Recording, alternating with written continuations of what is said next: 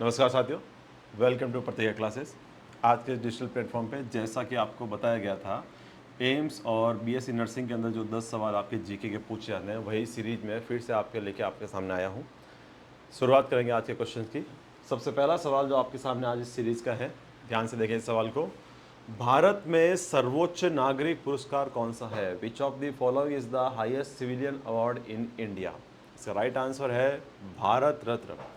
1954 से ये दिया जा रहा है। किसी प्रकार का भेदभाव इसमें नहीं किया जाता है। जाति, धर्म या आपका व्यवसाय, लिंग को लेकर कोई भेदभाव नहीं होता है। इसके लिए स्पेशली जो रिकमेंडेशन दी जाती है वो प्रधानमंत्री द्वारा राष्ट्रपति को दी जाती है। सर क्लियर है? सेकेंड नंबर क्वेश्चन की तरफ बढ़ लेते हैं आप लोग। अगर दूसरा नंबर सवाल देखा जाए, स्वतंत्र भारत के पहले राष्ट्रपति कौन थे? Who was the first president of independent India? तो याद रखना, doctor Rajendra Prasad is the right answer. Doctor Rajendra Prasad जो हैं पहले निर्वाचित अध्यक्ष भी हैं आपके। 1950 से लेकर 1962 तक ये अपने कार्यकाल में रहते हैं। तीसरे नंबर सवाल की तरफ बढ़ लेते हैं। थर्ड नंबर क्वेश्चन, भारतीय राष्ट्रीय कांग्रेस की स्थापना कब हुई थी? The Indian National Congress was founded in which year? दिसंबर 1885 में 72 प्रतिनिधि के साथ में भारतीय राष्ट्रीय कांग्रेस की स्थापना की जाती है। तो राइट आंसर क्या है? दिसंबर 1885। क्लियर है? अगले सवाल की तरफ बढ़ते हैं। मध्य प्रदेश की राजधानी क्या है? What is the capital of Madhya Pradesh? Bhopal. इसे लेक सिटी कहा जाता है। याद रखिए, राजस्थान के अंदर लेक सिटी आता है आपके उदयपुर। भारत के अंदर लेक सिटी कहा जाता है भोपाल को कहा जाता है, झीलों का शहर कहते हैं। इसके अलावा याद रखना, 3 टाइम बेस्ट क्लीनेस्ट कैपिटल का अवार्ड भी है भोपाल के पास। 3 साल तक रेगुलर भारत की सबसे स्वच्छ राजधानी का अवार्ड किसके पास है? भोपाल के पास था। क्लियर? नेक्स्ट क्वेश्चन, कौन सी नदी दक्षिण की गंगा कहलाती है? ध्यान से समझेगा, एक होता है दक्षिण भारत की गंगा, एक दक्षिण की गंगा। गोदावरी को दक्षिण की गंगा कहते हैं, दक्षिण भारत की गंगा आपके कावेरी को कहा जाता है। क्लियर है? कावेरी नदी जो है आपके ब्रह्मगिरी की पहाड़ियाँ तमिलनाडु से निकलती है और बे ऑफ बंगाल की खाड़ी में अपना जल गिराती है। गोदावरी भी अपना जल बंगाल की खाड़ी में गिराती है। नेक्स्ट क्वेश्चन है 6 नंबर, भारतीय राष्ट्रीय गीत जन गण मन किसने लिखा था? Who brought the Indian national anthem Jana Gana मन? रविंद्रनाथ टैगोर। गुरुदेव रविंद्रनाथ टैगोर और इन्हीं के साथ थे राम सिंह ठाकुरी। इन्होंने मिलकर 1911 में इसकी रचना की थी और इसी समय ये कांग्रेस के अधिवेशन में इसे गाया जाता है। 1950 में इसे मान्यता दे दी गई थी। क्लियर है बात यहाँ तक की? तो इसमें ऑप्शन में आपके एक ही ऑप्शन मिलेगा आपको, रविंद्रनाथ टैगोर, और इनके साथ में कौन थे? तो राम सिंह ठाकुरी इनके साथ में थे।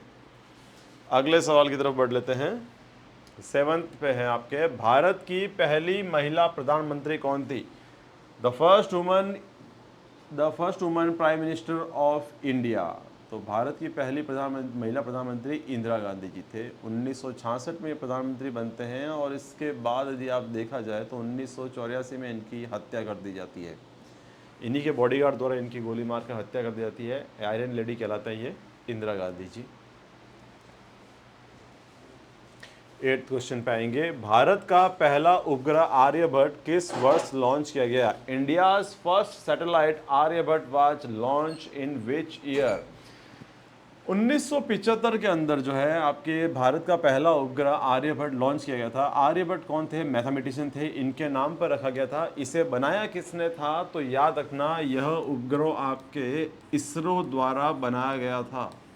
इंडियन स्पेस रिसर्च ऑर्गेनाइजेशन 1969 में इस इसरो की स्थापना होती है। बेंगलुरु में इसका हेडक्वार्टर है। सोमनाथी जी इसके अभी अध्यक्ष हैं हाल ही में, और इन्होंने ये उपग्रह बनाया था आपके, और इसे लॉन्च किसने किया था? तो रूस द्वारा ये लॉन्च किया गया था। आर्यभट्ट के नाम पर है। और 1975 आर्यभट्ट कौन है? तो एक मैथमेटिशियन थे, इनके नाम पर। उस भारतीय कंपनी का नाम बताइए जिसने पहली बार भारतीय शेयर बाजार में 8 ट्रिलियन INR इंडियन रुपीस के बाजार पूंजीकरण को छुआ था।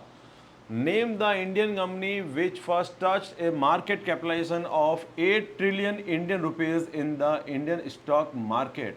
भारतीय स्टॉक मार्केट के 2018 के अंदर ये चेंज आता है। और 2018 के अंदर एक कंपनी है रिलायंस ट्रेड, ये देखिए रिलायंस इंडस्ट्रीज, इसके द्वारा इस कैपिटल मार्केट को छुआ जाता है 8 ट्रिलियन के। इससे नीचे सेकंड नंबर पे कोई थी तो थी आपके Tata consultancy service TCS, 7.8 lakh trillion पे ये थी। और 8 लाख पे आगे जाते हैं कौन आ जाता है आपके, Reliance industries 2018। And the last question of this slide, निम्नलिखित में से कौन सी भारत के चुनाव आयोग की शक्ति नहीं है? Which of the following is not a power of election commission of India? देखिए भारतीय इलेक्शन कमीशन जो है इसके अंदर प्रधानमंत्री जी द्वारा जो है एक चीफ इलेक्शन कमिश्नर होता है और 2 एडिशनल इलेक्शन कमिश्नर होते हैं। इनके पास क्या क्या पावर होती है? तो फर्स्ट पावर जो इनके पास है ये एक संवैधानिक शक्ति है, याद रखना। कॉन्स्टिट्यूशनल बॉडी है, एक इंडिपेंडेंट बॉडी है, स्वतंत्र निकाय है, ये फ्रीली काम करता है। और तीसरा नंबर आपके राज्यसभा के, लोकसभा के और राज्यों के चुनाव जो है MLA MPs के चुनाव जो होते हैं आपके, ये इसके द्वारा कराए जाते हैं। ग्राम सभा के चुनाव में इसका कोई योगदान नहीं होता है। तो अगर अपने ऑप्शन की तरफ बढ़ा जाए तो ऑप्शन सी आप इसमें देख पा रहे हैं, ऑप्शन ए है संवैधानिक रूप से स्वतंत्र निकाय है, इंडिपेंडेंट बॉडी है, सही बात है। यह स्थायी संगठन है, फिक्स बॉडी है, क्लियर है, परमानेंट ऑर्गेनाइजेशन है ये। थर्ड, इसमें ग्राम सभा चुनाव सीधे होता है, नहीं, ग्राम सभा चुनाव इससे नहीं होता है, इसमें लोकसभा, राज्यसभा और राज्यों के चुनाव होते हैं। तो तीसरी पावर जो है इसके पास नहीं है। यहाँ पर आपकी ये स्लाइड जो है 10 क्वेश्चन की खत्म होती है। Thank you, like and subscribe.